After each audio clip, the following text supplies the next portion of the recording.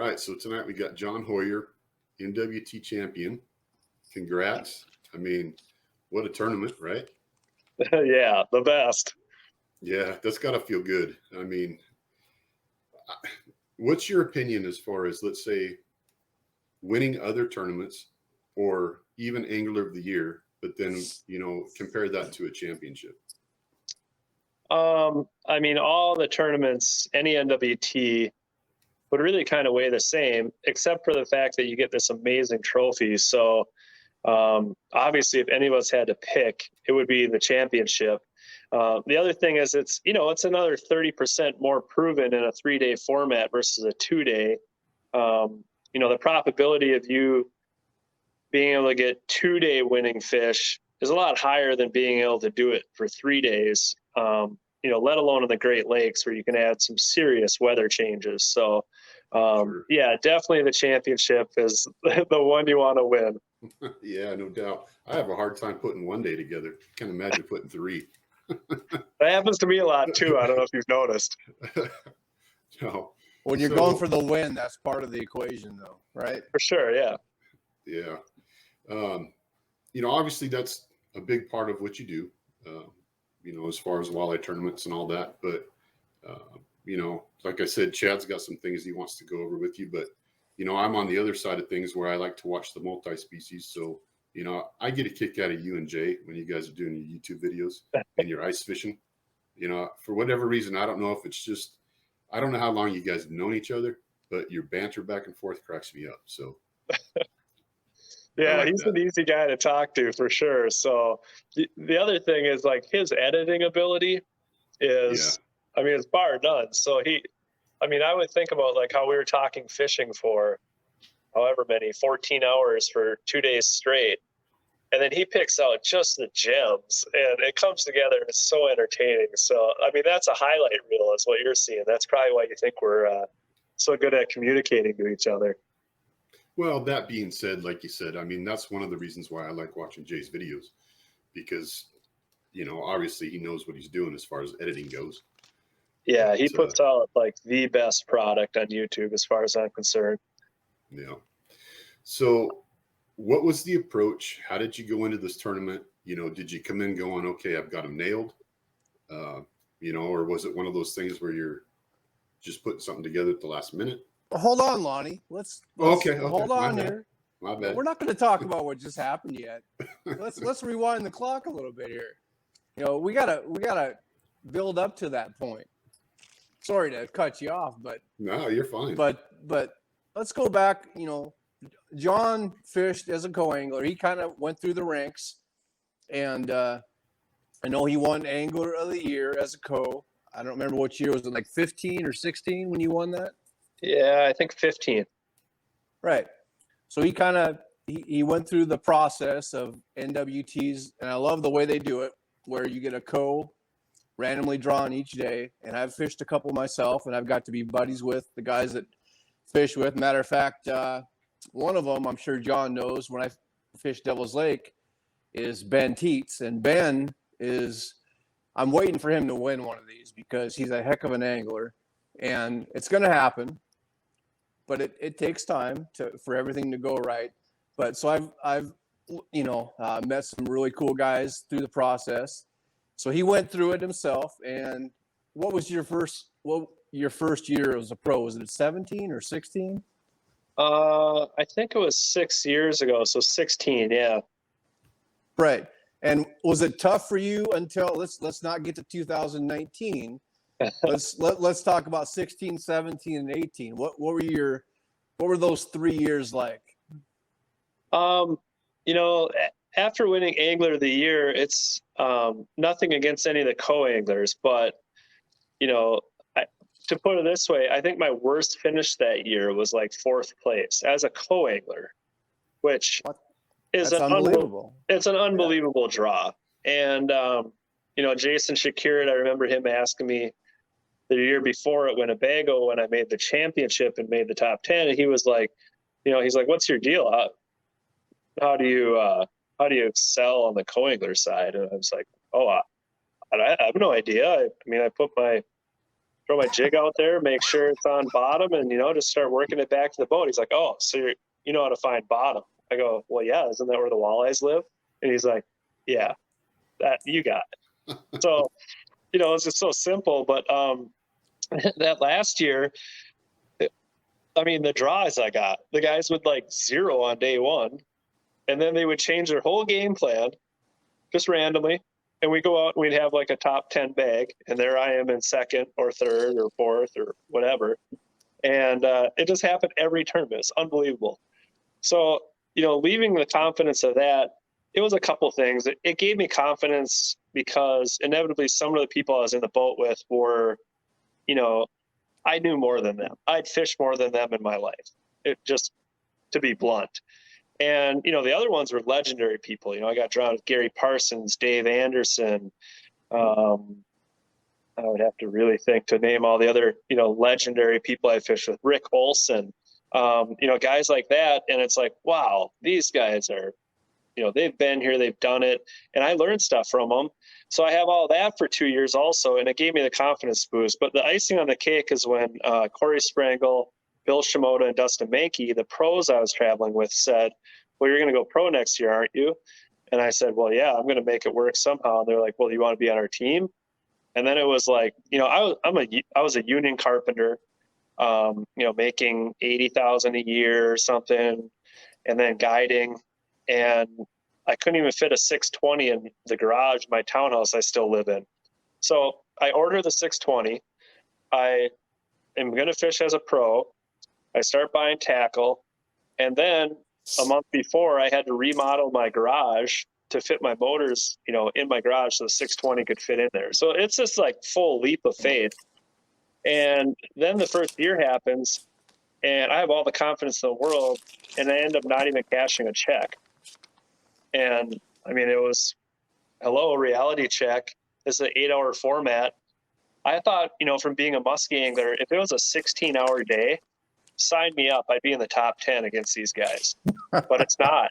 It's an 8-hour format. And when you're sucking that bad, a lot of those days feel like they're 4 or 5 hours long. I mean, we've all been there in a tournament where things are not going right, And those were a lot of my days that first year. So, yeah, it was brutal. So how did you get through that? I think a lot of it still was like I contributed in practice. There was one term specifically, it was the second one at Lake Winnebago.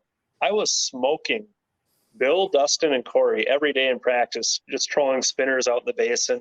I was looking to get 25 pounds. Well, then we have 30, 40 mile an hour winds, lightning storms the night before the tournament. I'm fishing mudfish.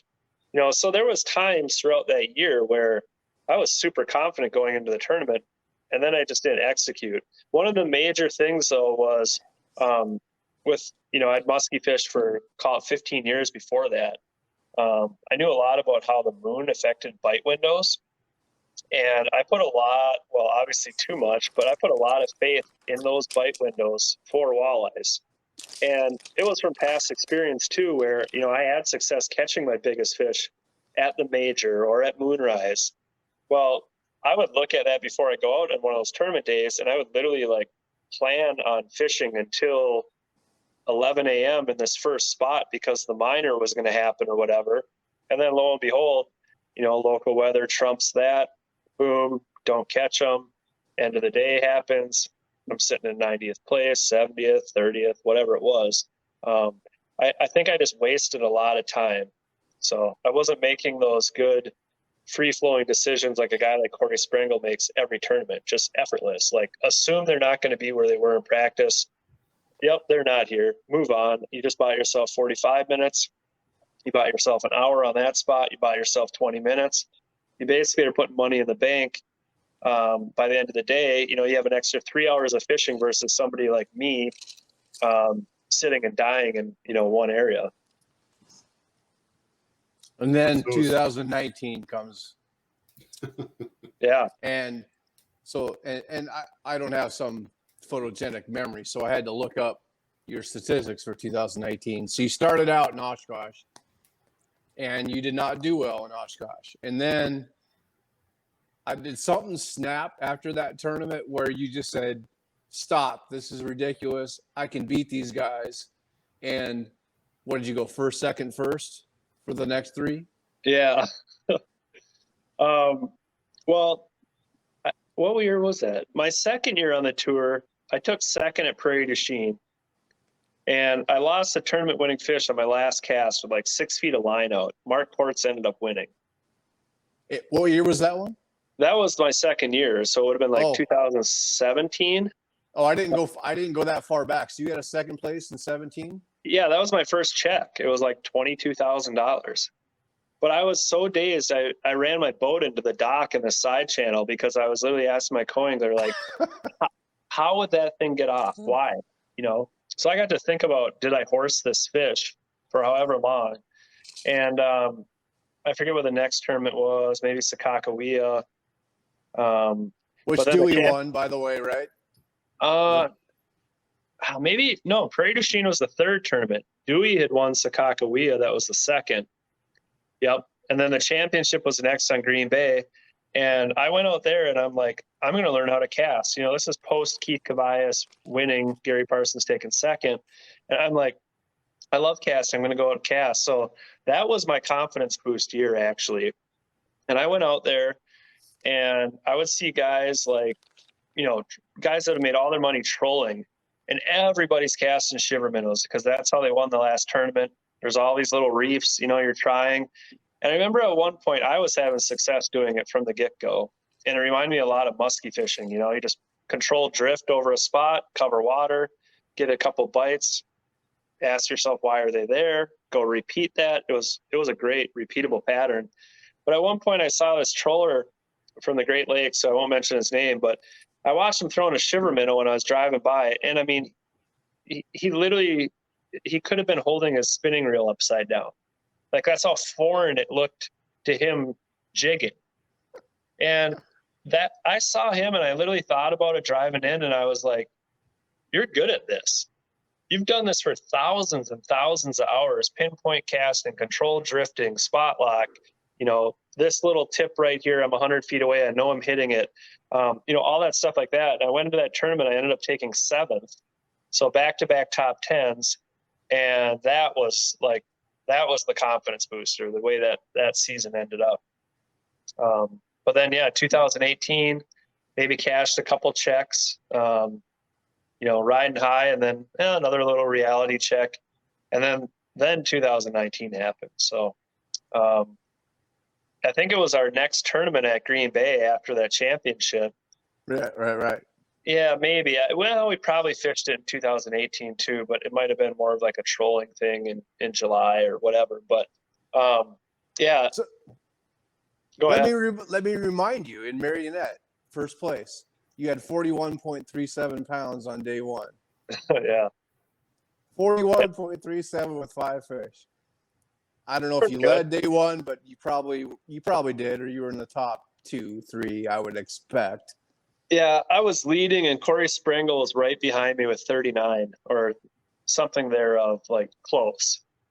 But that tournament that was all side imaging. And the very first day of practice, I drove back into the Cedar River, and I looked at my side imaging, and I'd been out there for 2 weeks fishing the Sturgeon Bay Open, then a little fun fishing period, now official practice. But I drove into that river mouth, and all the stuff around there was super cold, like 47, 48, 49. And it wasn't happening. We only caught a couple fish that day. But I rolled into that river mouth, and it was like demo mode on the side imaging. And at that point, I've been there for 2 weeks. I mean, I know side imaging, but I was looking at them like, well, those are drum, and those are pods of bass. And then here's some longer marks like on the bottom. And it was just this demo mode scenario. And I told my buddy who was with him, like, well, no matter what, before we go in tomorrow, we're going to cast here. So that was kind of a cool story, not to get too long-winded. But the next day I had to go mail these walleyes from this donated guide trip.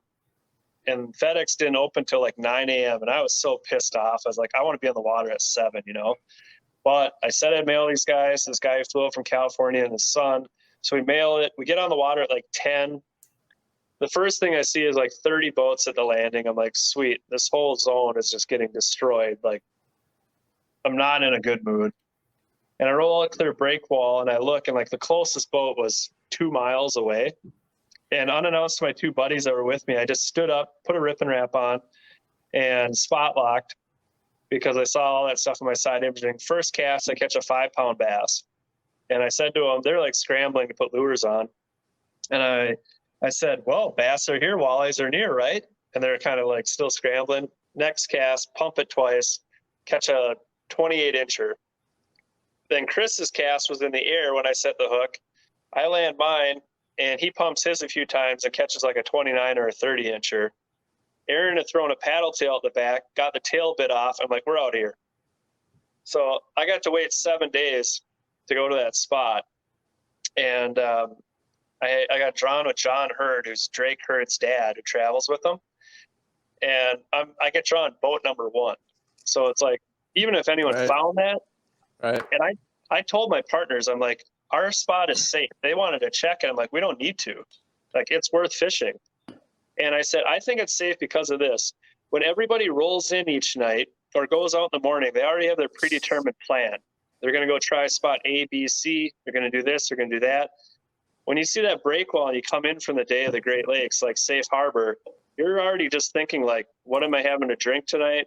Am I going to order steak? You know, I want to go home, go to bed.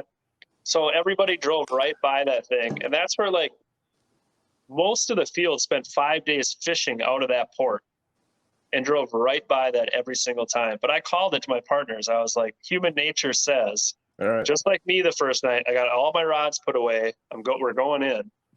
So I rolled up with John Hurd. You know, no one's going in there. Brian Bjorkman did. He was fishing the river. But we rolled up and I started side imaging, and I marked these 3 big marks like laying on the bottom of my left. And they're only about 25 feet away from the boat. So I want to be a little further, you know, to make a cast. So I move over 25 feet and up maybe 30. So I got this spot, you know, back to my left where I picture these 3 fish. It was my second cast back there. I set the hook, 31.5-incher. And John Hurd is like shaking, right? And I don't even say anything. I'm like, oh, yeah, okay, that's a good start. And I can hear him shaking back there. 2 casts later, set the hook again, 31.5-incher. And just to like really piss him off, I go, wow, those are a nice class of fish, huh, John? And he's like, he said something like, oh, yes. Oh, my gosh, John. Yeah, those are beauties. I go, all right, well, keep casting. They're biting. And then I swear he picked the third one off like 2 casts later. It was like a 27 or a 28. So that's how that day started. And it wasn't that easy. We caught our last 2 fish out on the lake elsewhere. But then day 2, I caught our first 5 in there. It was like game over, basically. Yeah, you had 39 pounds day 2, so you went you went from 41 to 39. Yeah. Tough. I think that might be a record on Green Bay too, like a 2-day record. I don't know, but yeah, and 40 on Green Bay is legit. That's lucky. So the next tournament, there's some relevance to the next tournament to what you just did. I think this year. Correct me if I'm wrong. 100%. Yeah, so that was Sault Ste. Marie, but we got to back up. I actually was just telling my friends at Sims this story, and they're like, oh my gosh, that's crazy. They're going to do a little social media post. But so back in the spring of 2019, I'm on Lake Mille Lacs. We just went and caught all the bass off a bed, you know, really bad of us to do. But so that was really easy. Then we roll into this weedy bay where you always catch them in the spring, and side image. And I was throwing, I hadn't walleye fished for a couple of weeks there. So I was throwing a rip and wrap. My buddy was throwing a champ swimmer, and another friend was throwing, you know, whatever, a Johnny Darter or something, or a jig wrap. And we're just kind of looking. But anyways, I started catching them on the rattle bait. And then I run into this pod, and there's like 300 walleyes. And I was catching one almost every cast, but what I was doing, the water was pretty warm. It was like mid-50s. I was literally ripping that thing 7 feet up as high as I could, and then like just putting my rod on the water, not even feeling them bite, but letting it free fall. And so I was cracking them. My buddy changed. He was catching them. My other friend, who's like my buddy Steve Nelson. He's 60 years old or something. My muskie fishing partner from way back. But so he's in there throwing the paddle tail, and he was catching a couple, but he was straight retrieving it. I gave him a heavier jig because it was kind of windy. So I gave him a 3/4 so he could get down, So he was catching a couple, but like I was up to like 30. Mark was at 15. Steve was at like 4 or 5. So we started drinking beer because there's this pot of walleyes and they're just biting like crazy. And we're probably 2 beers in, and I crank up the techno music or the EDM music on my boat, and we just have it blaring because there's these old guys trolling around us, and they're literally, their head is going to spin off their shoulders. Like we were smoking them, and they keep trying to troll by us. I'm like, all right, we'll turn the music up as loud as it goes. So here we're playing this EDM music, and I'm sitting back there with my rod tip, and I'm going like this to the beat of the music. And Mark is doing the same thing right next to me. So we're sitting there like that in the back spotlight. So Steve, he's a hilarious dude. We all cast out simultaneously, and then all 3 of us are like going like this with our rod tips. So he's letting this paddle tail fall. He literally pumps it twice, and all of a sudden sets the hook. And I like look over at him. I'm like, what was he just doing with his rod tip and a 3/4 ounce jig and a paddle tail? And he throws it out there again. We're all still going, and he sets the hook again. And I'm literally like, what the heck? Like, these are the stupidest walleyes in the entire world. They're starving. Like, this has no merit. And I said, give me your rod. I literally took it. I opened the bail and just let the thing free fall straight down. And the bait literally goes like this. It's like, it's just straight down. I'm like, okay, so these walleyes are so stupid that they're going to bite that. Like, never heard of it, right? Well, anyways, he keeps catching them, and then I tie one on, and I'm just smoking them. And I started thinking about it, like, how much of a revelation was that when people started using, like, a number 9 jig wrap in open water, casting them? How fast does that bait fall? Right. And I started thinking through it, and I'm like, it's the same fall rate. So I shouldn't be that surprised. Now this is a real lifelike paddle tail, Berkeley champ swimmer. It makes all the sense in the world. Then I thought through it more, and I'm like, well, actually, that's just like what a perch does when you're ice fishing. You get that nice pod of perch up off the bottom, then a walleye or pike comes through, and your screen literally goes, whoosh. Ooh, yeah. Yep, everything flees to the bottom, right? Well, when you see how these things eat that, when you're pumping it like that, it's like these things practice this every day. So I started getting more excited, but there's this huge asterisk because it's Lake Mille Lacs, and it's the springtime, it's post-spawn. They'll eat a piece of cardboard basically there.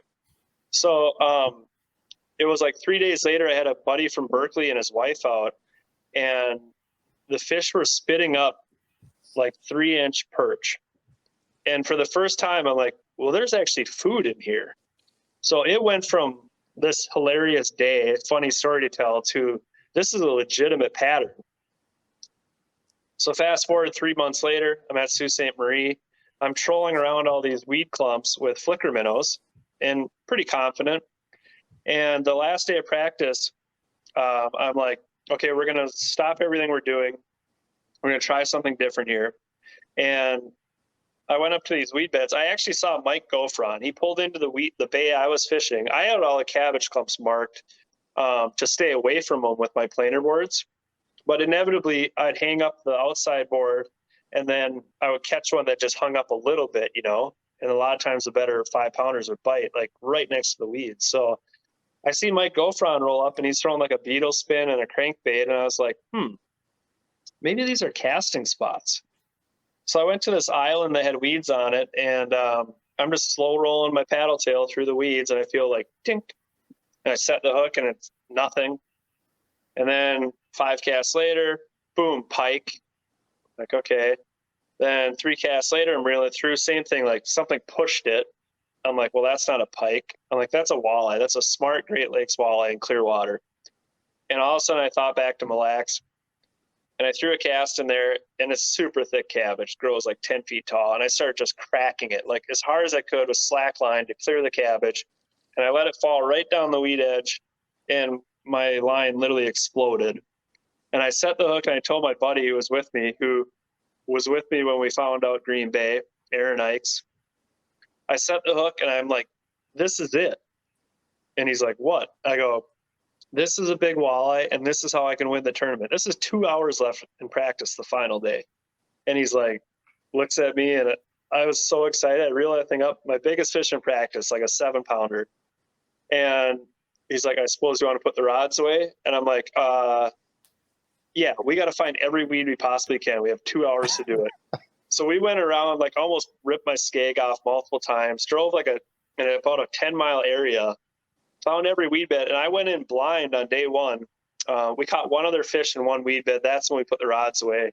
And I went in blind, knowing I control this one area if I needed to, but I think I can get it done casting. And after 2 days, second place. I think had the rest of the field by like 12 or 13 pounds. And then that guy, Dave Kolb, he was on like a whole different class of fish. And I think he beat me by like 15. So yeah, he did. And that's crazy. He was on something ridiculous that year. Second place, and you're on a great bite, and you beat everybody else by quite a bit. Yeah, right. So, but when people ask me that year, like that was my favorite tournament. And Right. we'll get to that this year, but that was something that, my friends and I haphazardly figured out. I thought through the science of it. I knew how powerful it was. I did it the last day of practice and then went forward fishing all these weed beds blind. It was like the most gratifying thing I've ever done in fishing, and it felt amazing. You So the big unlocked an question- achievement, basically. Yeah. You opened a whole new world. Right. Oh, yeah. Go ahead, Lonnie, but I got Well, I was just going to say, Sorry, so he was doing that with, finding that rhythm with the EDM. So did you have the EDM playing during the tournament? No, I should have, though, because it probably would have kept the kept you in beat. Well, it would have been a good rhythm for my co-angler, but it would have kept the blister off my palm. Like I had a blister that was bigger than a golf ball right there after day one, because I've never done that all day ever. It's So a workout. Yeah. literally tore the skin off, and I went into day two with borrowed a shooting gun from Dustin Mankey's brother, a glove that was too small. That would have cramped my hand up, but I asked Corey if he had any Sims guide gloves or any glove, and he handed me like the perfect one with a full leather palm. That was literally the only way I could do that on day two, without using 2 hands to pump it, basically. Yeah, you might have taken first place with some death metal. Ooh, maybe I might have to try that. Is that how you guys roll? Oh, No, yeah. I'm not into that, but my partner is. My partner is completely death metal. It's horrible music. Oh, I listen scary. to classic. No. I'm a Pink Floyd, Led Zeppelin, classic rock. So, but Nice. I want to touch on something, John. So on that tournament. So the next year after you guys pulled that off, we were up in Oregon. So the Columbia River flows, and I'm going to completely give you credit for this. So the Columbia River flows from McNary Dam is basically on the Oregon-Washington border, and there are some unbelievably good walleye fishermen and heavy flow current in that area. And Dan Graham and we'd done good. We'd actually led day one and choked a few times. No, one time we had that happen, but we'd been in the top 10 a few times. And I bought every Berkeley champ swimmer, was it a 4.6 or 4.8? The nice one. Yeah. Right. So I bought every one I could find at Griggs, the local hardware, in a perch pattern. And we were out there pre-fishing the day before our tournament.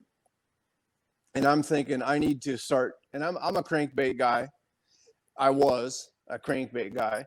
And so my partner, Dan, is on the phone with another farm. So Dan's a big mechanic. He fixes everything for all the local farmers.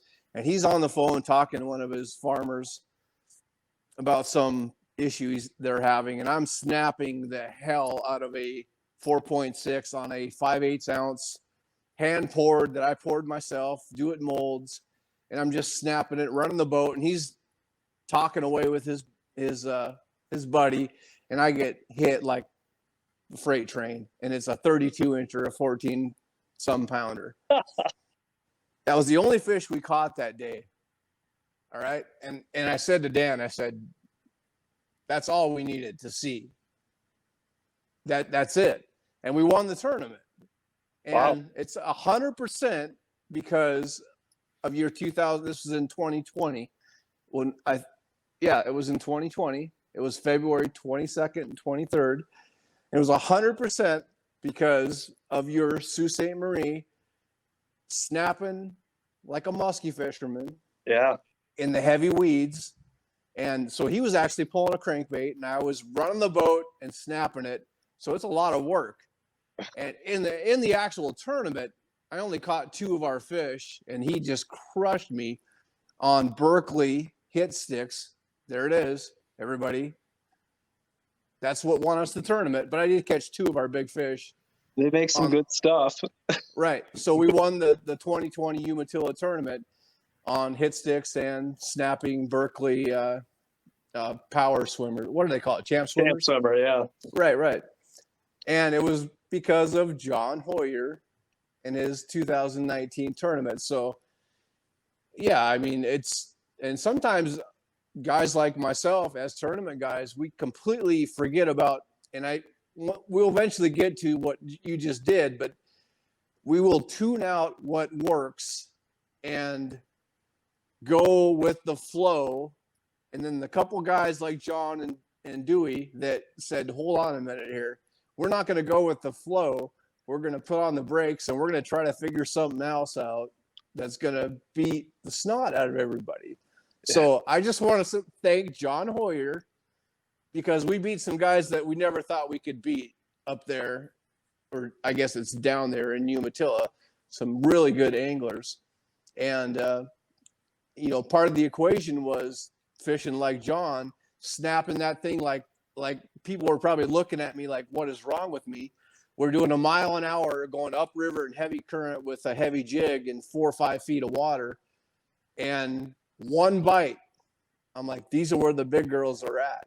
Nice. And we kind of dialed it into, and like I say, Dan completely crushed me during the actual tournament.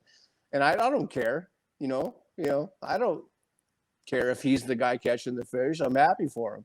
Yeah, but what kind of music were you listening to? That's the big key. Oh, no, we were listening to, no, I don't listen. When he's running the boat, it's death metal, and I hate it. I listen to, like, complete horrible, in his opinion. Like, I like Pink Floyd, Led Zeppelin, even a little bit ELO, but wow. That's what gets me in the zone, But, whatever it takes, I'll listen to whatever it takes to beat a bunch of other really good walleye fishermen.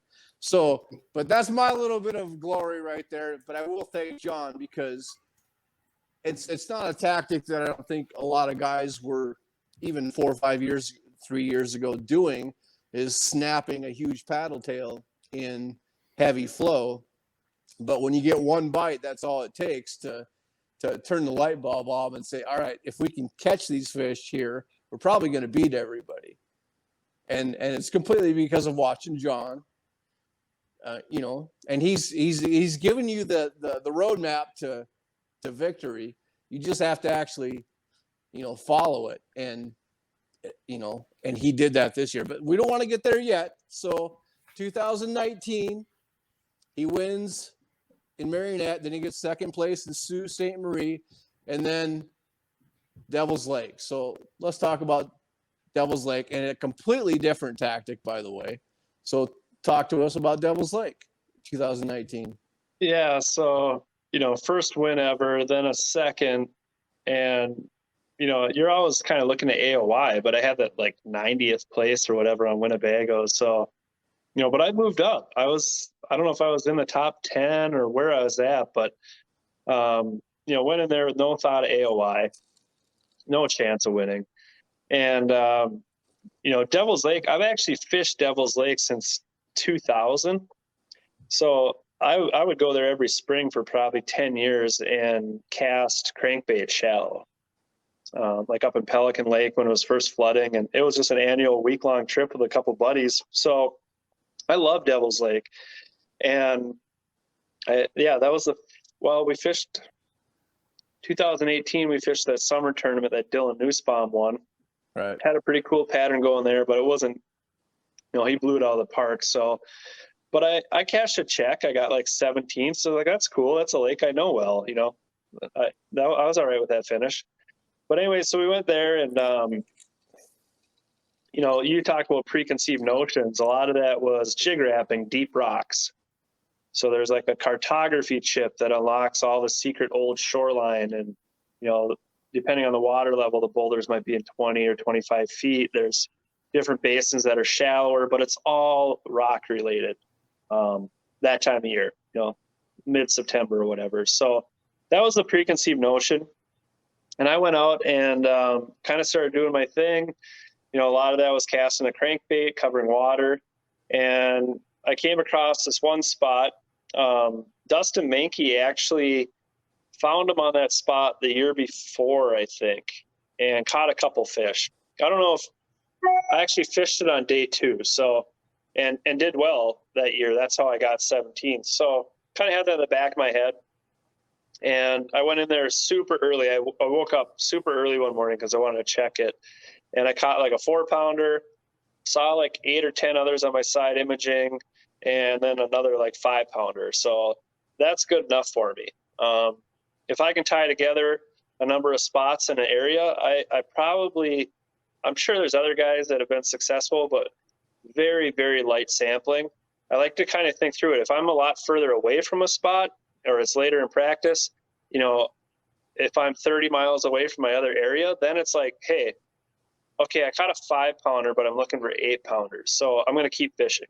Okay, now I caught an 8-pounder. If it's right in that same proximity of where I'm planning on putting together a milk run, I already have a couple other proven spots around, you know, then just a couple fish catches and seeing some on side imaging or now forward facing sonar, that's plenty good. I like the excitement of going into an area. And I think what's happened is it actually helps me to have a cleaner slate, less history on that spot come tournament time. Because now you can freely fish to your best ability without any, you know, I caught 20 pounds here in 1 hour at 10 a.m. I'm going to start there.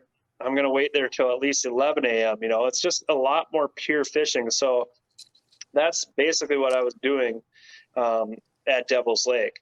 So I had a few different areas I wanted to hit. And the funniest thing was, so I'm the first boat there. I got a good low boat number again. And I make it there and I'm looking back across the basin and there's like 12 boats still coming. And there's not a lot of lake left to the east of me, you know, right. Where are all these people planning on fishing? Right where you're here at. They come. Yeah, they just keep coming and they all come right to that point. And I'm like, geez, well, I was just going to fish through it and continue on and maybe hit it again, you know, throughout the day. I was just going to cover water casting, you know, a jig wrap or a Johnny darter, a paddle tail and a crankbait. And all these guys come flying in on the spot.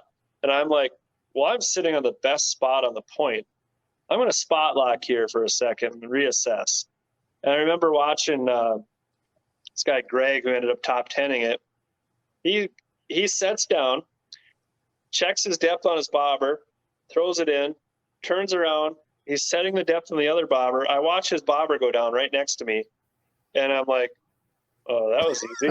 He looks back, he sets the hook, reels in like a 4-pounder, keeps it, puts that one back out. Other bobber goes down. He hasn't even made a cast yet with a glide bait or anything. Another one. The guy's like, nets start flying. Well, I fished Devil's Lake for how many years? I had jumbo leeches in the cooler I didn't bring with. Didn't even have a bobber in the boat. And I'm like, wow, you're a dummy. But I had the presence of mind. I'm like, hey, we're not going to have the same catch rate. We're just fishing 2 rods, you know. We don't have anything to set as a set line. We're just going to sit here because I know I'm on the best part of the spot. It's like the sand vein, you know, it's a big funnel or whatever. So lo and behold, we start picking away at them and end up with 20 pounds, really solid bag or whatever. So day 2, I throw the leeches in. I'm like, well, this will be game on.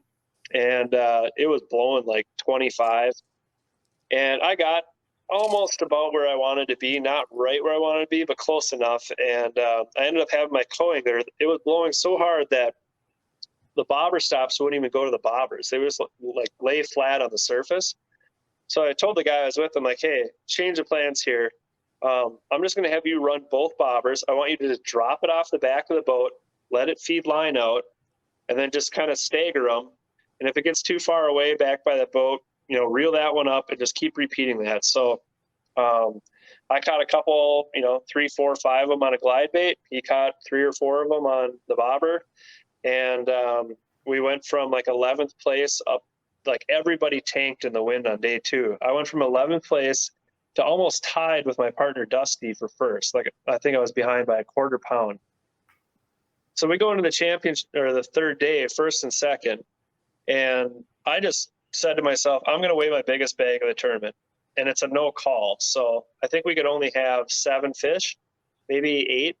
But, I already said to myself, I'm going to swing for it here. I'm going to throw back what I needed to. And then here comes the divine intervention part. So now it's just 3 of us left on that point in the top 10. My first fish, probably like a 5-pounder. Okay, we'll keep that one. Next one, 16-incher. Nope, of course not. Next one, 4.5-pounder. Yep, we'll keep that one. Next one, 17-incher. Nope. Next one, 4.5. It was the easiest no-call tournament ever. Like literally every other fish was a no-brainer throwback, and then every other fish was like the ultimate keepers. So I did leave that area with a pretty good bag, and I went and started casting crankbaits. I want to give myself a couple hours because it was nice and calm. And I ended up catching a fish that was a 1/2-pound upgrade at the end. And I probably had, if I was going to cut it close, I probably had an hour left to fish. I looked at that thing and I thought about it, and I was like, man, that's going to be a really solid bag, like 25.5 pounds or 26.5 or whatever it was. And I was like, you know what, we're going to keep this. A 1/2-pound upgrade this late in the day. And when it was all done, said and done, I ended up beating Tommy Kimos by 1/2 pound. So, right. And he was fishing as far away as he could possibly be fishing from you, right? yeah, other ends of the world, right? Yeah. Mm-hmm. Yeah. And he was doing something, a lot more cool. Right. Skipping a jig underneath Whatever a you want to call cool, getting the first place in an NWT championship. But yeah, but I cheated. I was using live bait. So. Yeah, cheat all you want. And that was Drake McCarthy, which that guy has had a lot of success.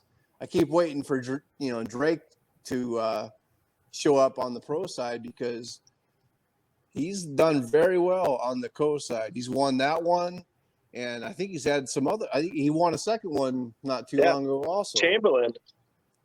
Was it Chamberlain? Really? Chamberlain this year. I think. Yeah. Wow. Well, yeah. So up until that point, up until this year, when we get to that, Drake was the most affluent wrong-handed reeler I've ever seen. Oh no! Don't tell me he reels right-handed. Don't tell me. I know. Drake. So I asked. I always like to ask my coiners. I'm like, do you reel on the right side or the wrong side? No. And they're like, well, I reel on the right side. And I go, so the wrong side. And then, it's always like, well, what handed are you? Oh, I'm right-handed. I'm like, no, this will be fun. Just like Kevin Van Dam. Which side does he reel on? Right side, and he's right-handed. Yeah. Imagine how good Kevin would be if he reeled with the proper hand. There probably wouldn't even be bass tournaments anymore. They would have stopped them a long time ago. This is a old joke between Aaron and I, because we've watched, through the years, KVD reeling right-handed, and he's right-handed, and it's just when somebody's that good, you got to find something to nitpick at, right? Yeah. So, obviously, and I really wish Kevin would go back into the other circuit because, personally, that's the circuit I want to watch. Fishing tournaments like Brandon Polnick went back into it. By the way, he won AOI this year. Yeah. And I'm not a bass guy. I mean, I'd get my butt kicked if I tried to join those guys. Unlike you. Matter of fact, didn't you go for $1 million? Was it last year on a bass tournament? Yeah, that was a tournament for amateur bass anglers, which I'm proud to say I am an amateur. So you had to have a less than $100,000 in bass winnings. So yeah, we entered that. Well, that's not hard. No, right. But we entered that, and then lo and behold, both tournaments were like St. Clair forward-facing sonar. I literally watch enough TV. I know all I need is a Berkeley Maxent flatworm and a drop shot. It's like the only rod I had tied up. Drive around with active target. Within like 6 hours, I told my bass friend Kyle, I was like, I'm pretty sure I could top 20 in Elite Series here. And he's like, you think so? I go, yeah. I mean, I Yep. basically drove around on plane, found life on plane, side image, sea bass sitting in grass, the only hard mark there is, put the active target in, and literally drive over and say, oh, that's a big one. I'll try dropping this flatworm down. Oh, you like those? Cool. We'll reel you in. That's how easy it was. But easy, like we caught like 80 bass that day of the qualifier. Jeez. Yeah, then the championship, we ended up casting to suspended schools of bass around shad, and we were using number 9 jig wraps or the big Johnny darter and like a 1 ounce tailspin, and literally just throwing it to them, and they would bite it every time. All you had to do was find them and just make video game them, throw a cast out. So Nothing wrong with that. No, I guarantee if John wanted to go fish bass, he'd have no problem. But so we're gonna go a little off path here. Jay Shakurin, Rookie of the Year, won in a Bass Elite tournament already this year. And so I've met his father, Jason, a few times randomly at gas pumps when I went and played with the big boys. Jason is the nicest human being I've ever met in my life. for sure. And so it was really cool to see Jay go out there and play the chicken dance song and say, hey, everybody, I'm here to stay. And I would not be, he's going to win plenty of tournaments because what is he, 20, I don't know, 22, 3? 22 or 3, yeah. I mean, and he's already won one tournament, but he's constantly, I don't think he made the top 10. I think he finished 12th in the last bass tournament in Wisconsin, which for him is probably a disappointment, but he crushed everybody in Angler of the Year on the Bass Elites, and he's had a heck of a trainer. It's unfortunate that he's on the bass side, but hey. It'd be tough to fish against 2 Shakirits. I mean, they're some of my best friends, and we actually traveled with them for that U.S. Open Bass tournament. So, we took 2nd, they took 5th at St. Clair, and then I think we took 5th at Table Rock, and they took 9th or 10th or something. So that was my claim to fame for a while there. That, I think they beat us in the Sturgeon Bay Open that year, though. But out of 3 tournaments, I beat Jay Shakira twice. That was there you go. But then they beat us again at Sturgeon Bay Open, and of course, so Right. I think we're tied. So let's advance on from 2019. Let's go to 2020. All right. So you started out with 9th place on Green Bay. Hey, it's a top 10 against some really good fishermen. Is there anything important that you want to talk about on that tournament that you can remember? Very, very important. I was trolling. Oh my What? God. So that was like whatever's above first place for myself. That's actually how I finished on that tournament. Yeah. Crawler harnesses. Really? Yeah. I guess you got a little training from Corey Springle. Yeah.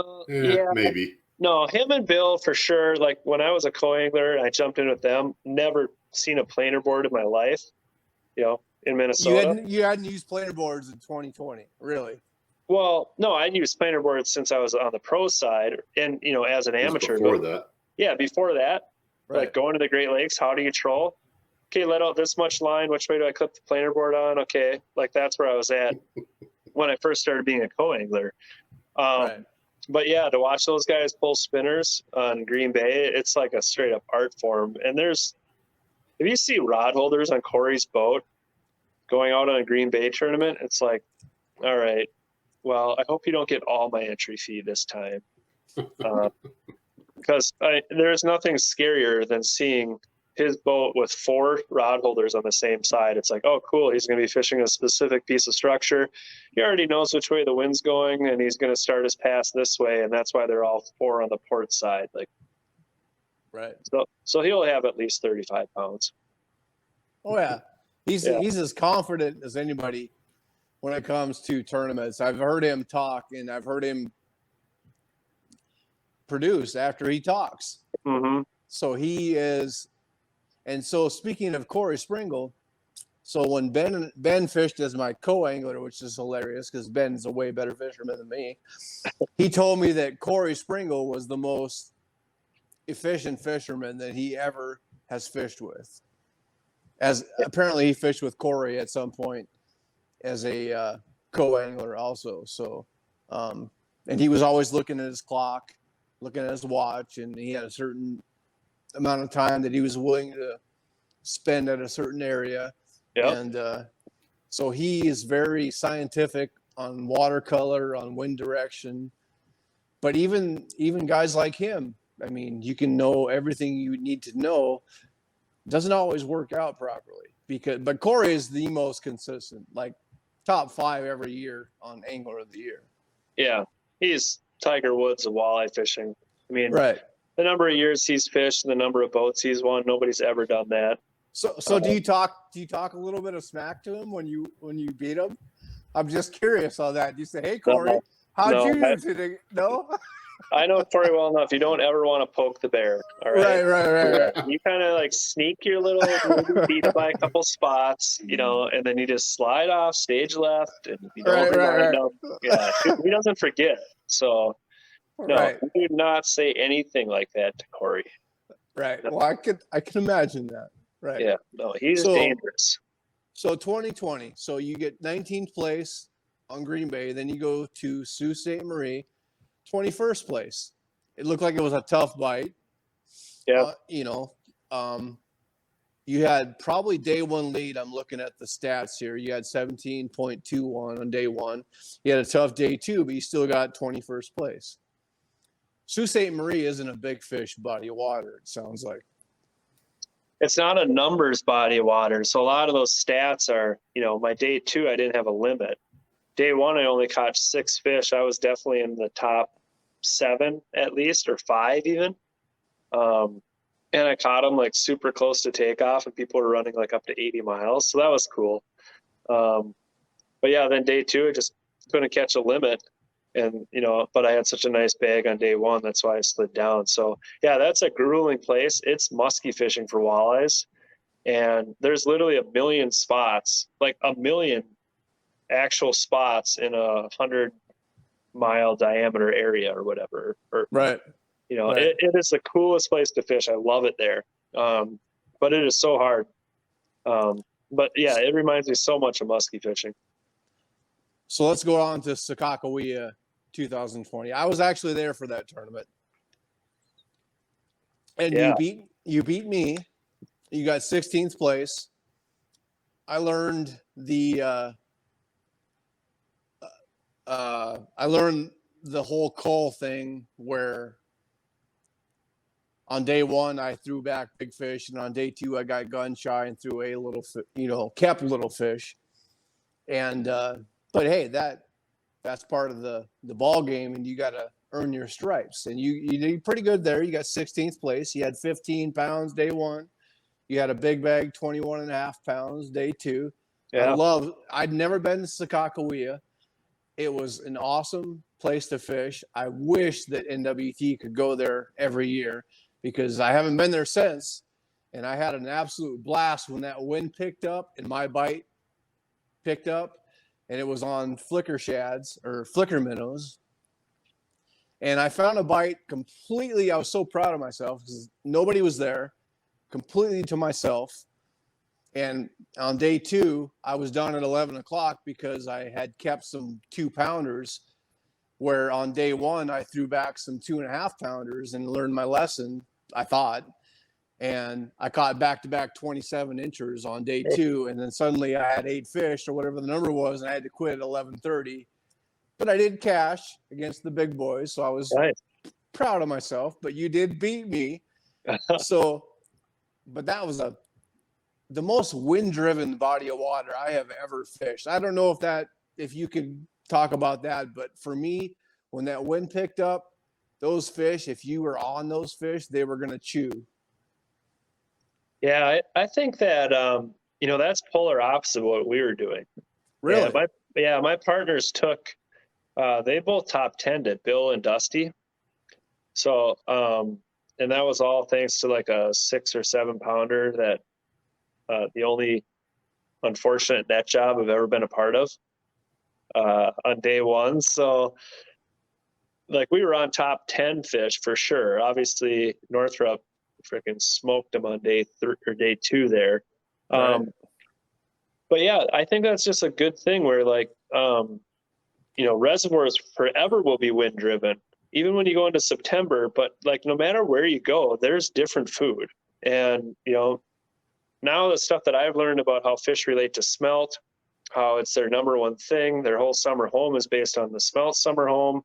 How they feed it with smelt nearby, where they're sitting when they're not feeding, all that stuff is a whole different cool puzzle. But like to hear you say that is a constant reminder to me, like I'm going to go search for that next time because, I didn't catch any 27 inchers in the tournament. And, if you have that game where you can just play the wind and go into a spot confidently, even though you didn't practice there, those are awesome, lifetime lessons to just be able to fish clean like that. And you had never fished Sakakawea? No. So Yeah, I'll tell you classic exactly what case. happened. So I took 2 weeks off for that tournament. I drove over to Sakakawea, and the very first place I fished was where I fished the tournament. And it was on the east side of the lake. And I fished shell I spent days there thinking this is stupid. All I did was lose gear. And on tournament day, on the first day, so what was his name? He actually got like 3rd to 4th place in this championship. I'm going to draw a blank. But anyway, so I was telling him, like, look, we're going to be pulling 15 feet of line with Berkeley flicker minnows in 10 feet of water. And he looked at me like, what? You're going to be able to, I told him, I said, you're going to be able to see your crankbait on the side of the boat if it's blowing. And we pulled into that spot on day 1. It was blowing. And we were throwing back 2.5 pounders. I threw 3 of them back. And then the wind died and that bite completely shut off. And then we had to go out deeper and we caught a 26 and a couple 20s. But, and then I kept like a 1 pounder in the last hour. And we came in short with 4 fish. And on day 2, I think it was calm in the morning and the wind picked up and we kept a couple 1 pounders and out deep. And then the wind picked up and I ran back into that shallow water and we're pulling 21 to 25 feet of line out with flicker 9s out and boom, 26, 27. And we had to quit at 11:30, I think it was. Because I had a couple 1 pounders in my live well. I'm like, oh my God, the biggest fish I caught in a week and a half of pre-fishing. But we did cash. So I'm happy, but completely did the exact opposite on day 1 and day 2 that I should have made bad decisions. But yeah, we were pulling cranks to some really snaggy timber, and you had to have them cranks just down 4 or 5 feet, and those big fish were coming up and smacking them, but only when the wind was blowing. And I had my other good bite was slip bobbers and creek chubs out in deeper water. And all of a sudden those turned into a big catfish, and smallmouth bass with the flat, calm weather. So, but hey, that's tournament fishing. You make bad decisions, but I walked out of there with at least a paycheck from an official NWT tournament. So I'm happy. That's proper. And right. But I loved fishing out there because it seemed like whatever tactic you wanted to use, you could probably catch fish. And I just couldn't put the puzzle together. But I really think that if I could have put the puzzle together, I could have probably been right up there. I wouldn't have beat Cody, but I could have been up there in the top 10. Matter of fact, I know I actually did the math. Like, if I wouldn't have thrown back these fish, I would have beat Corey Springle. And I was like, man, I could have beat Corey Springle for one tournament. But, That would have been you know, sweet. right. But it didn't happen. So, you know, that just will happen down the road. So, but that just comes to show you that you guys run something completely different, it sounds like. But for me, that's what, you know, was working 15 to 25 feet of line out with, I could see my crankbait off to the side of the boat, and these fish were smacking it. And we quit at 11:30 on day 2. So, Yeah, that's a unique pattern. So one little thing that comes to my mind, I'll never forget it. After that Sault Ste. Marie 2019 tournament, took the whole Next Bite crew out for dinner, and Tom Kemos was sitting next to me, and he said something to me that I'll never forget. But he basically said, so I had a talk with the boys afterwards, and these guys have never been at the Sioux before. So I had 0 waypoints at the Sioux, and it's gigantic. And he said they're going into these bodies of water with a clean slate and just fishing on like pure intuition. And now Kemos, Gary, Chase, Keith, they all had the same level of success early on in their careers. And the reason why, he said, was because they were able to do that. They're good fishermen. They'll just process the situation like you did, and they won't have any preconceived notions. And now, 15 years later or whatever, inevitably, how the tournament was won. A lot of times, where it was won. A lot of times, how it was won.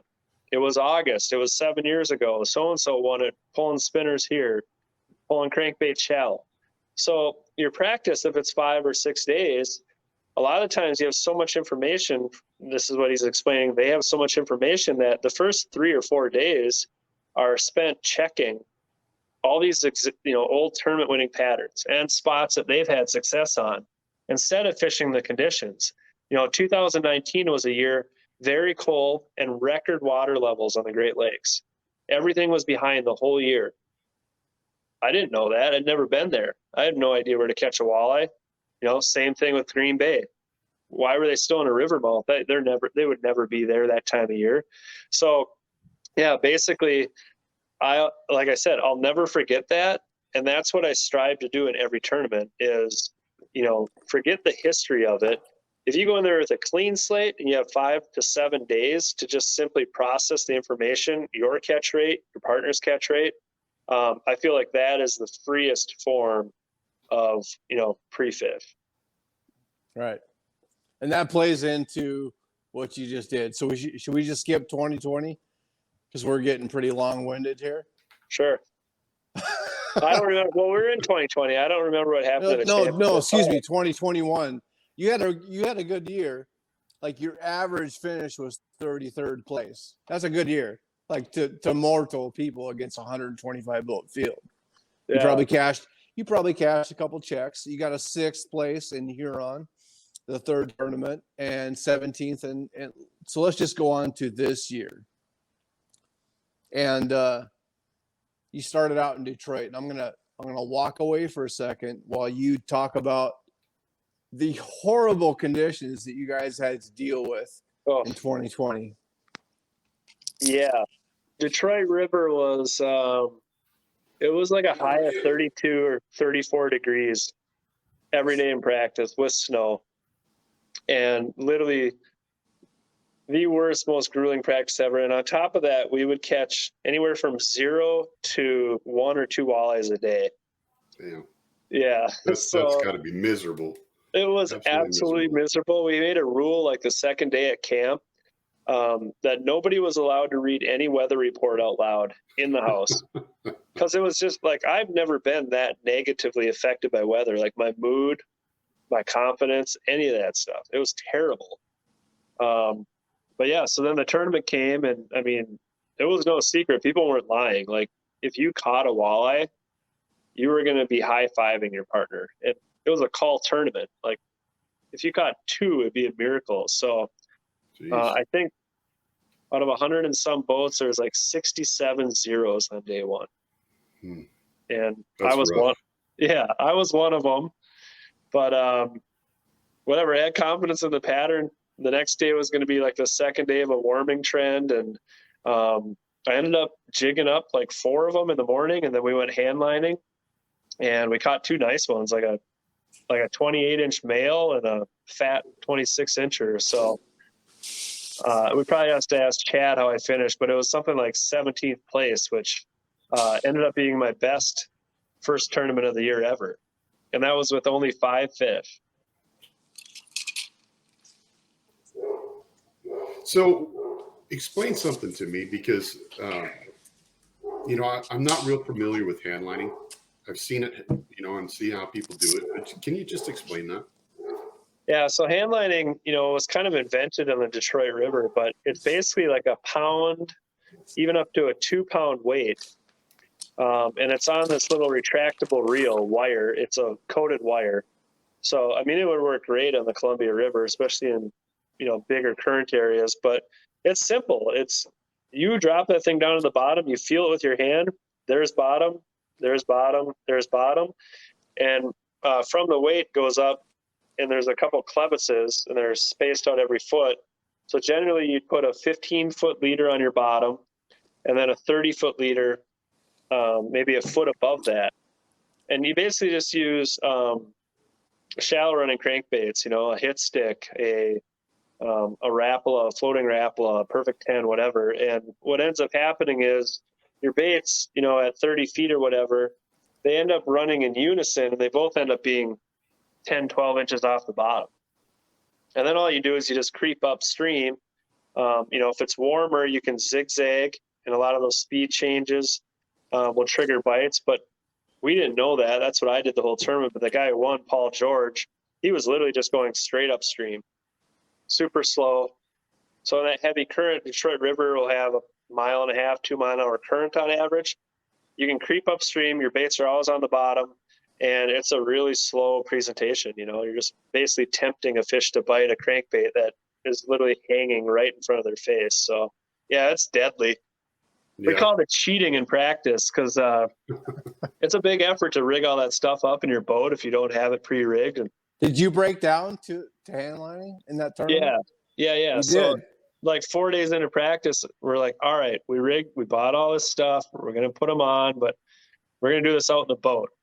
And we put it all on, and my buddy Mark, who was one of the guys with for the techno music champ swimmer revelation pioneer, he flew out from Minnesota to fish. And like, I didn't want to tell him how bad the weather was, because he doesn't care. We go goose hunting in the winter and whatever. So he shows up, and like it's day 2 with him, and we're rigging this stuff up. I found this huge pot of fish. I'm like, all right, we're going to rig the hand lines up. And he goes, I just love how you're acting like we're just going to waylay them once we put the hand lines down. I look over at him I go, Mark, of course we're going to destroy them.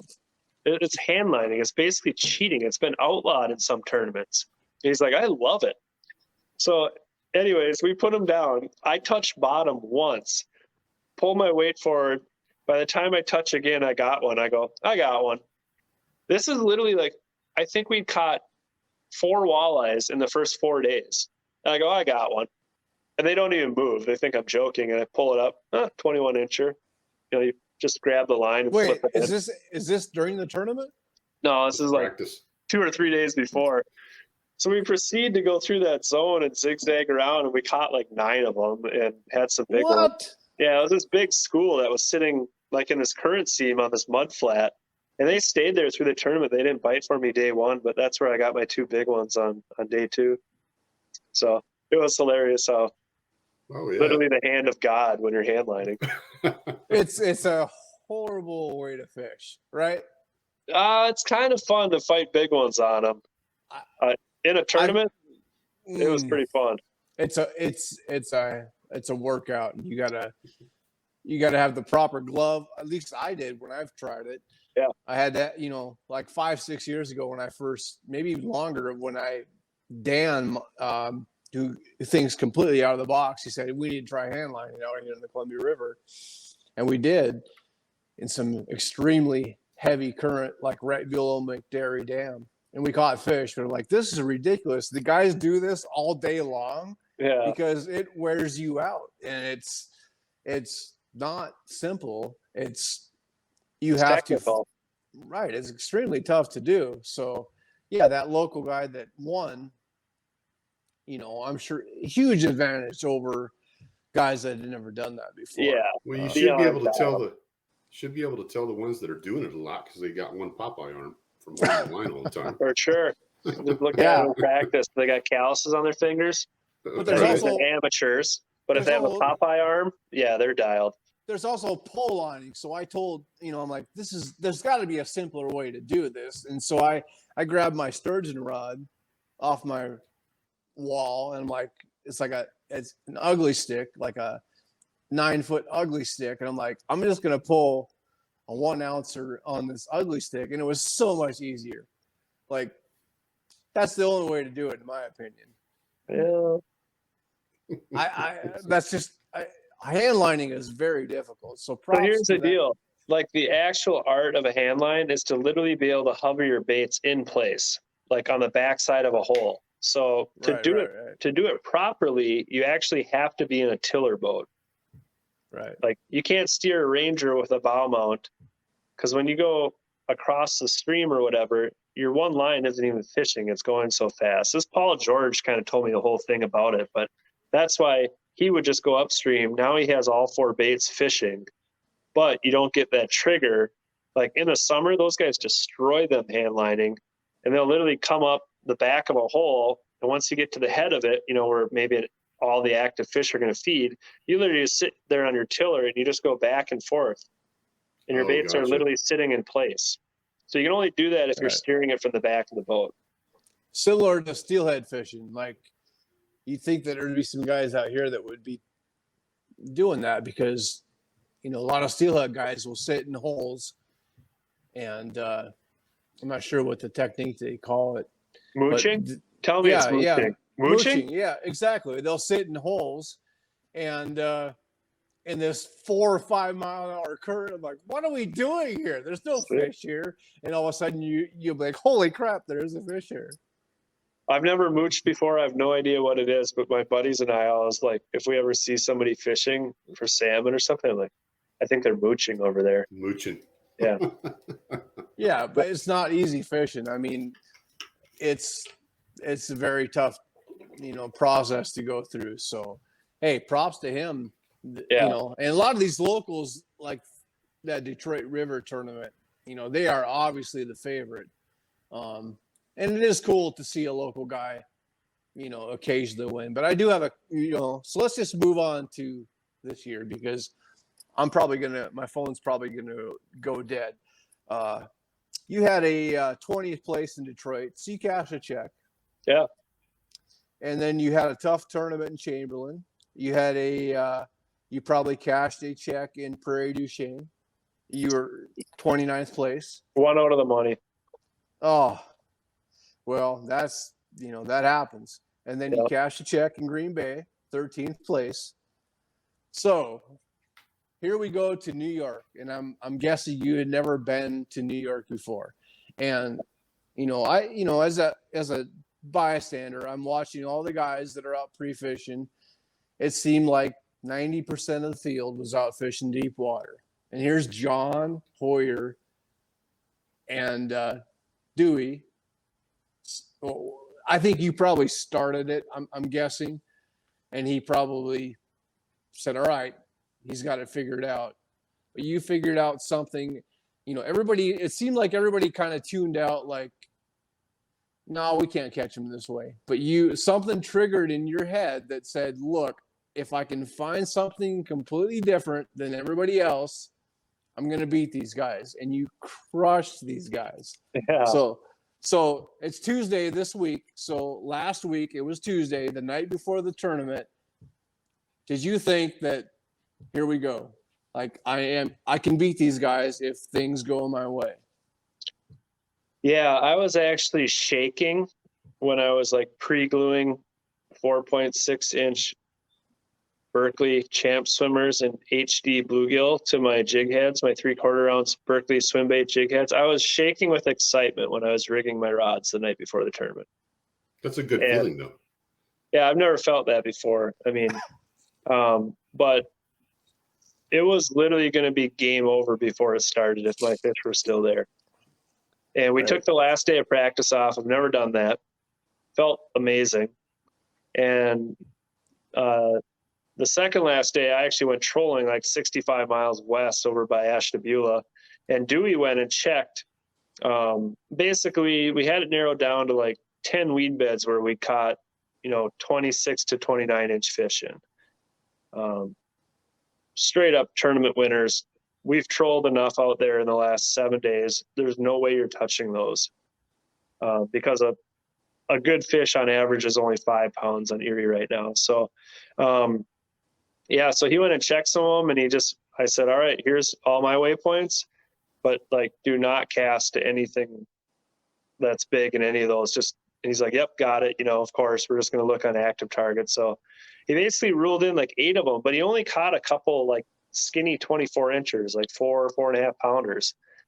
And, he's like, your starting bay is loaded. That has the most life by far. The next one by it, there's quite a few fish in there. I didn't really see any big ones. I'm like, yep, okay, yep. So basically, we didn't have enough weed beds for Dusty to fish it too. We knew that 4 each was going to be a stretch for a 3-day tournament because it's like these things are golden brown, like golden walleyes. They've been there for a long time. They're residents. They're not going to reload. We knew that. So we were talking about how we're going to manage them. Well, fast forward to the first day in the harbor, he called me over and I went over there. He goes, hey, I thought about it. It's your deal. You found it. I'm going to go west and go trolling. And part of it was because he wasn't 100% sure it was going to work, that there was enough fish. And the other part, the beauty of it was he was being nice because he knew that I didn't know how many weed beds I was going to need, to get to my target weight of 35 pounds. So that was your target weight was 35 pounds? Yeah, for sure. Like I was going to call a ceasefire at 35 pounds. That's when I was going to stop fishing and save everything else after that.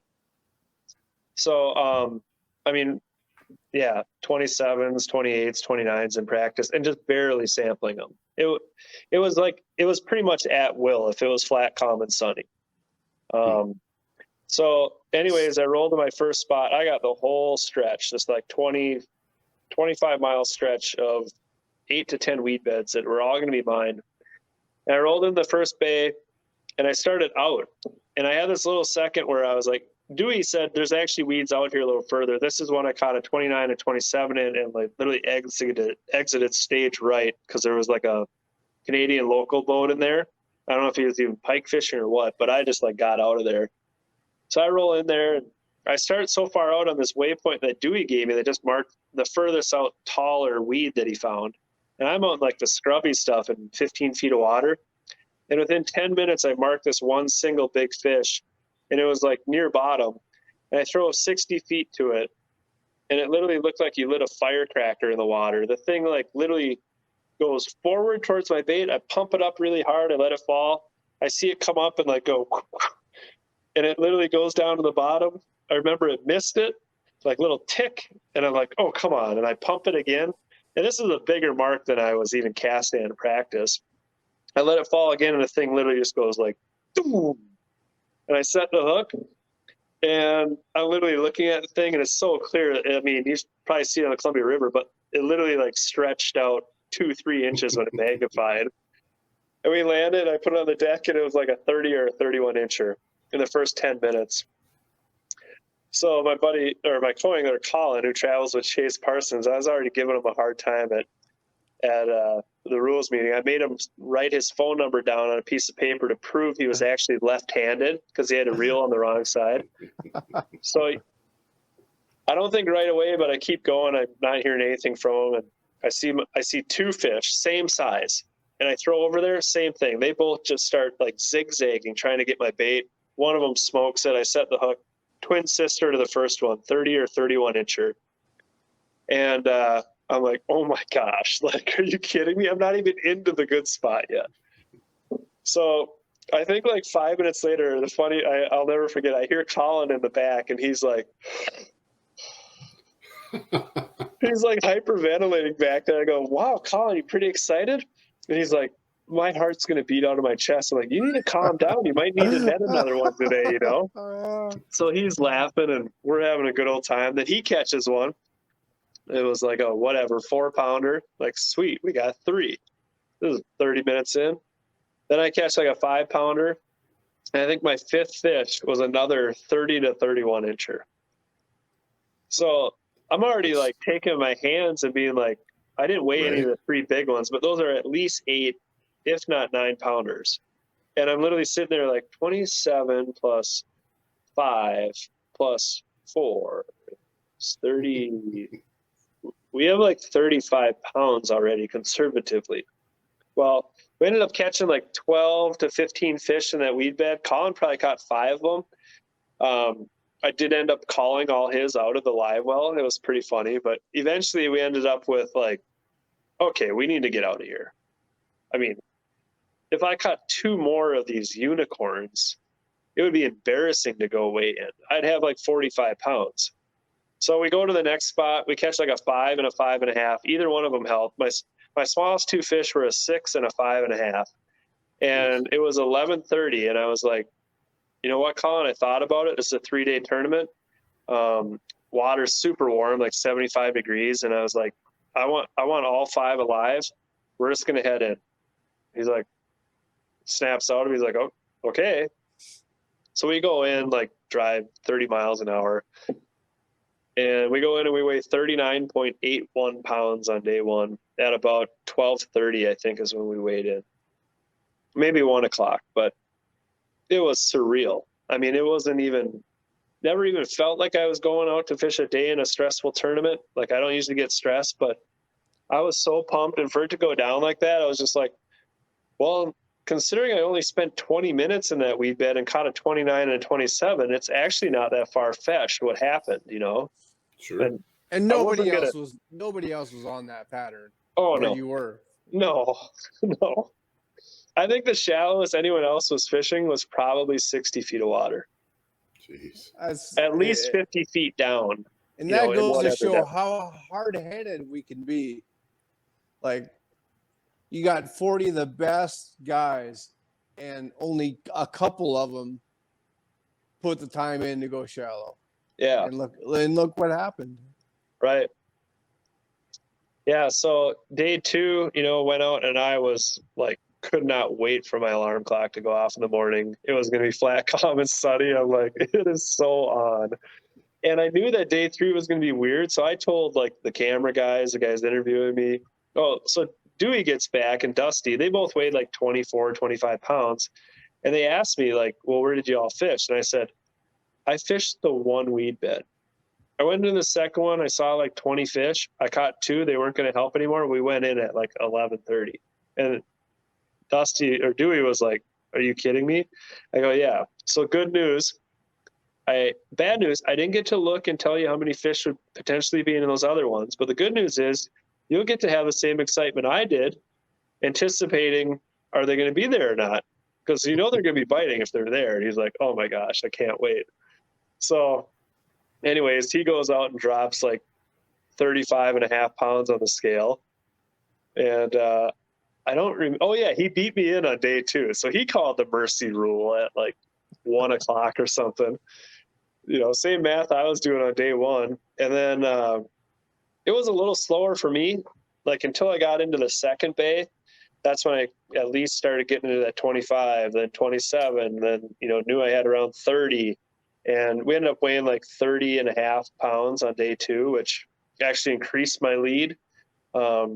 So I was sitting pretty, but honestly, going into day 3, I slept fine because I was so tired from the week, but I took my trolling rods out on day 2. I literally had 4 spinning rods in my boat. I only threw the same lure the whole time. And I put them back in my boat for day 3 because when I started talking to Dewey, I was like, I think I can get like 2 or 3 out of this weed bed, probably a couple out of here, but they're smaller. And then I don't know about the starting bay. I think I torched that thing. I only caught 2 small ones in there on day 2. So maybe one nice one. I don't know. But anyways, we came up with our game plan. He ended up fishing only his one weed bed the whole day. I started on one that he ended on, and then fished my way, and I ended up in that second bay, the day 2 bay that I got all my weight in. And we only had like 18 or 20 pounds. And I rolled in there, I caught a 5 and a 5.5. Now I'm getting close to that 25, which would mean that Dewey would need over 35 to win. And 38 for third, Adam Anderson to beat me. So I'm like getting comfortable. Plenty of time. The weather never happened. So I keep looking and looking, and now I kind of start exploring into like the guts of this weed bed, not just on the edge. And I see these 4 fish sitting there, and I had already snagged a catfish. So I pan over like 8 feet of water, and there's 4 big ones. They're sitting there like this. And at 60 feet, I throw over to them, and they go from like this to like, and I don't know, like it could have been catfish again, but I literally like let my bait hit the bottom. I pump it up once, and I'm looking on the active target. They're all moving, and I literally look up, and it's like, I don't know, like my line stopped falling. So I set the hook, and a bunch of drag on the hook set hadn't happened the whole tournament. Reeling on the thing, like drag going out halfway back in the boat. I fish with like a lock drag. The hooks are so big on those baits, you just horse them, right? I'm like, I don't know what's going on here. I have something foul hooked, and like camera guy, co-angler, they're up there. I'm like, yeah, I don't know. Something's wrong here. And then it starts coming towards the boat, like at 30 feet. I go, oh, no, it's just a giant walleye. And it had the bait completely gone. And I steered across the front. It actually took like 30 feet of drag from me. And I had this little like deep breath moment where a lot of times I would just put my hand on my reel and turn them if it was like a 5-pounder, but like, I'll respect this one. And finally I turned it around and bring it right up the surface, and we net it. And it was like a 8.5 or 9-pounder, which I had like a 4-pounder still in my live well. So all of a sudden, yeah, I was like 30 pounds all of a sudden, 29 maybe. And I mean, that was an amazing moment. And so then Colin and the camera guy, they start chatting it up. And I put them back in their place. I was like, hey, guys, I go, Colin, our work isn't done yet. I go, especially yours. You don't have a lead like I do. I need a 6-pounder out of you. And I was like, you catch a 6-pounder, we'll have a 6-pounder party. Robert, the camera guy, you're invited to that. Then we can talk. We're not done yet, boys. All right. The next 30 minutes was like the biggest blur in my entire life. I literally caught 8-9 walleyes in like 15 casts. I had back-to-back-to-back casts. I had back-to-back casts again. We caught a 6.5. Colin caught a 6.5, like on cue. And I got another 6-pounder and straight up called the mercy rule. I knew it was going to be windy. There was some serious wind and a storm when we left, and those waves take a long time to come across the lake. So it's like, again, all my fish are doing good. It's only 12:30. Yeah, 12:30 or no, 1 o'clock. And I was like, you know what? We're going to go in. And we drove in. I drove the first 20 miles at 55 miles an hour. It was flat calm. I almost turned around because I was having so much fun and go back in there. But we went all the way in, and yeah, I beat Dewey in by about 15 minutes. And I did it on my social media post. So I never, ever, I hate when people come up to me and be like, oh, yes, Sprangel whacked him. He's going to win. I literally want to slap that guy in the face. Like, I paid a $2,000 entry fee to anticipate the results of the tournament, whether it's a friend of mine winning or anybody else, a local guy. Like, I love that excitement. It gives me chills waiting to that last weigh-in. So nobody's saying anything. We get our fish checked, and Dewey's down there for, almost an hour. We haven't even looked at each other. Finally, like, okay, people are going to start bringing their fish up. I walked down to Dewey on the dock, and I said, how's it going? He goes, good. You? I go, good. I go, are you nervous? And he goes, yeah. And I go, in a good way? And he goes, yeah. And then he does my move, which, I don't know, we've been doing it lately. It's really funny, but He goes, yeah. And he takes his sunglasses and he like lowers them and looks at me. And I go, oh, nice. And or I said something cocky to him, but I know what I said. I go, in a good way, and he goes, yeah, and he lowers his sunglasses, and I start walking away. I turn back, and I go, hey, Dewey, me too. All I said was me too, and I turned to walk away. So we knew that we were taking first and second at that point. It was unbelievable. Yeah, Nice. two Ranger boats. Like, and I could assume that you would, if he would have got first, you'd have been fine with it. No, I wouldn't have been. You wouldn't have been? No, Yes. no. I deserve to win that tournament, and right. he is scary. Like, if I would have brought 20 pounds in, oh my gosh, I would Well, have let's just been. hold on a second though. But I think I'm going to pretend I'm Dewey right now. I'm gonna be like, John, look at how much money I won this year. Yeah, that's why it was my turn. We talked about this. We talked about this leaving Prairie du Chien, jokingly. Then we talked about it at Oahe, like, okay, yeah, so John's going to win. Dewey's going to take second. That's fine. I'm fine with that, he would say. And apparently I was so excited when I caught those first like 3 fish in the weeds that he told his wife that night, like driving home off the water, he's like, John's going to win the tournament. Right. And then I called Dusty, who was on his way with our other friend, Caden, and they got off the phone and they're like, I've never heard him that excited in my life. And then Caden's like, I guess if he can expand on that, he's going to win. And Dusty's like, yeah. So it's Good for crazy you. when you look back on stuff like that, like all the little funny things that, have to line up and all the funny conversations, but it's crazy. Another thing, the night before the tournament, I couldn't sleep. And I don't know how to explain this. This is a really weird thing, but it's happened to Dewey. I know it's happened to Corey. I've never asked him about it, but I was literally thinking about what I was going to be saying on stage at the end of the day. And you're in that kind of purgatory of falling asleep where you got like your mind's working too fast. It wasn't. I knew exactly where I was starting. I knew exactly what I was doing all day. I should have been sleeping like a baby. And I literally was already playing through, what's this going to sound like on stage? How cool is this going to be for Berkeley? Yada, yada. This is something that hasn't been done. This is going to be so much fun. And it just kept circling in my head. And like, I literally didn't go to sleep for 2 hours that night. Yeah. Do you carry some melatonin with you? No, I don't know what that is. I mean, I know that calms you down, doesn't it? Well, it makes you go to sleep. I learned that a few years ago because I've been in that situation. I've completely choked because I couldn't sleep. And somebody said, you need to carry melatonin and just have one of those and it'll put you to sleep. Then I probably wouldn't wake up though. But hey, apparently, no, you'd wake up from one little melatonin. But whatever you're doing is working just fine. You're amped up, man. You have the anticipation of all the work you've put into trying to beat everybody. And I get it, man. You've figured something out on your own.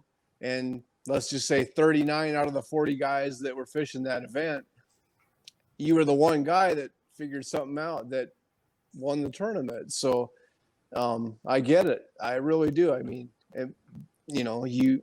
props to you because everybody was thinking, and even guys that were out fishing deep were using the new technology of live forward. And hey, props to them too. I mean, that's fishing deep water with, that type of technology is tough. Yeah. But here you are saying, look, I know I can catch a completely different fish quality on my own when nobody else is doing it. So I've done some really dumb stuff myself in tournaments, and usually it doesn't work out. But when you can figure something out completely against the grain and it works out, yeah, that's the highest of highs, right? It is. It literally didn't even feel like a tournament. I mean, all 3 days were the funnest 3 days of my life. I mean, it was unbelievable. And you'd never been there before. No, never. And so now every local is fishing every bay, casting 6 to 12 feet with Berkeley champ swimmers, ripping the hell out of them like they're Trevor Johnstone from Kids Tackle. Yeah. Right. Do you know Trevor? I haven't met him personally, but definitely know the name and Right. talked to him a little bit. Yeah. So years ago, I saw Trevor fishing with hair jigs on the Columbia River. And I'm like, what is that guy doing? And he was just the most aggressive fisherman I've ever seen. And then I realized it was Trevor. And Trevor has the Montana record for the biggest walleye ever caught. And he's caught plenty of big walleyes. But it's something that normal guys aren't going to try. And it works. So, as a guy that considers himself a tournament angler at a much smaller scale, for you to figure something out completely by yourself, hey man, it's really cool to hear, and it makes those days where I completely do terrible in a tournament feel like, hey, at least I tried to figure something else out and didn't follow everybody's typical pattern. And eventually it's going to show up in like for this year, you didn't have a great year overall. And then you came in and just crushed everybody at the end when it really matters. I was going to say, with the one that matters. Well, it's like muskie fishing, you go 17 hours without even seeing one. Then you catch a 49 incher and like, oh, yep, it was a good day. Yeah, Same thing this year. And that's where it affects you. And this is just my perception. Like a guy like John Hoyer, it's going to be tough for him to win Angler of the Year because John is going for the win every time. He's not going for 25th place or 50th place. Right. He wants to win. And there's a few people in this industry that don't care about that, but they want to win whenever they can win. And that's just my personal opinion. He doesn't care if he gets 90th place in a tournament. He's going into every tournament to win that tournament. And I strive to be like John Hoyer when it comes to tournament fishing. Well, 90th place is going to make you mad, but it'll make you mad. Trust me. We don't have 90 in our tournaments, but I've been in 90th before, and it makes you mad. 90th place is a complete utter failure. Nothing makes me more mad. But yeah, those times where you're on tournament winning fish and like as a team this year, I mean, look at Dewey's success. Second, he caught an over on day one, on an over spot that we found in practice. So good for him. Awesome. But like Green Bay, where he smoked everybody, I should have taken second place there. That was the most disappointed I've ever been in my life after a tournament. I took 14th. So, there's there's always a cool underlying story, but as a team this year, we had 3 tournaments where we were on tournament winning fish. And as a team, we took, thanks to Dewey's execution, 2 seconds and 2 firsts. So yeah, amazing season for us. Heck yeah. All I know is next year, to help my success, I'm going right-handed. That's all there is to it. Wrong-handed? You're lefty? Yeah. Are you a lefty that reels lefty? No, man. Oh, you're a righty that reels left. Righty. What? Yeah. I'm a right-handed, but I reel with my left hand. That's good. That's you're doing perfect. it right. Yeah, you're doing it Next right. Next year, I'm doing it the other way. No.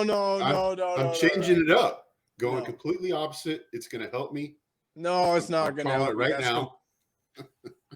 You can only do that once you've won some NWT. John should probably try to be ambidextrous because he's already won the huge tournament. So he should try that. Yeah, it doesn't work. One more thing before we close this out. I know John is going to fish my dream fish, and he's going to the Czech Republic to fish for, I believe it's pike, Zander, and perch. Yeah. Can you talk a little bit about that? So I signed up for that in 2019. It's been canceled 2 years due to COVID. It was supposed to be in Poland. And then Poland said, we can't guarantee your safety. And I told my teammates, who are going to be Max Wilson, Nick Schertz, and Ryan Buddy, I'm like, pretty sure that Russia is invading Ukraine, which is right next to Poland. And they were talking about maybe going to Poland next after Ukraine. So they changed to the Czech Republic. It's on a place called the Slappy Reservoir. And yeah, it's got pike, big zander, and big perch. So it's October, I think, 7th and 8th. Nice. Are there any kind of formats that we can bet on this? Because John Hoyer going to fish giant fish in an area they probably never saw a snap jig Berkeley swimmer. Yeah. That's a very good bet.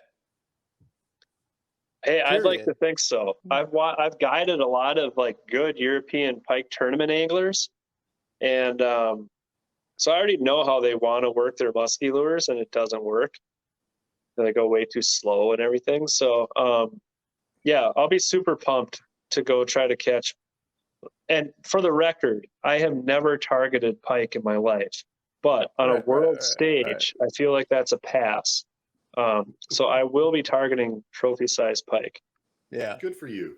I'm looking forward to it, man, because I don't think that anybody's seen someone of your caliber going against those type of fish. And there's some really good fishermen over there. Oh, Matter yeah. of fact, look up the name Tommy Blomander. He's a Zander specialist that he's got some unbelievable footage. I've been watching it for years. But I've watched the Cano Gratis. Matter of fact, the original 39 hours that Aaron shot back in 2015, Yeah. he kind of took that off of Cano Gratis. And Yeah, right. you know, a lot of us Americans have never seen this, but there are some extremely crazy big fish over there, whether it's Zander, pike, or even the perch. But Yeah. hey, John's going into the fire, but he has the tools. So I'm hoping they got some good video of that process. And I know they're very limited on their electronics or their boats, so that could hinder the process. But still, he has the tactics to basically bull these guys out of the water. So I'm just going to call it right now. Wow. Ryan Buddy, John Hoyer are going to win this whole thing. Nice. I really am just going for the nightclubs in Prague. They have the best electronic music. Come on. Yeah. Stop that. For sure. No. Go beat the snot out of those guys, because show those fish something they've never seen before. I'm excited to do it for sure. Excellent. Well, thanks, John. I appreciate you joining us. Yeah, thanks for having me, guys. Yeah. And Well, looking forward to next year watching you after you dominate everybody in Europe. yeah, well, I was going to say, you know, maybe when you come back, we can get you back on to discuss that. That'd be fun for sure. Maybe we should go walleye fishing in March on the Columbia River. Anytime. January, February, March. Just send a message. Yeah. Let me check my schedule. Oh, it's open. Oh, perfect. Yeah. You don't like fishing that ice anymore? You're tired of it? No, I do, but I love the ice, man. I miss it so bad. It's been 10 years since I left Minnesota, and there's something about the ice fishing. But yeah, you ever want to come out here and fish out of a boat in January? This is the spot. right on. Yep. Anytime. All right. Thanks, guys. We'll talk to you later. Thank you. Thanks, John.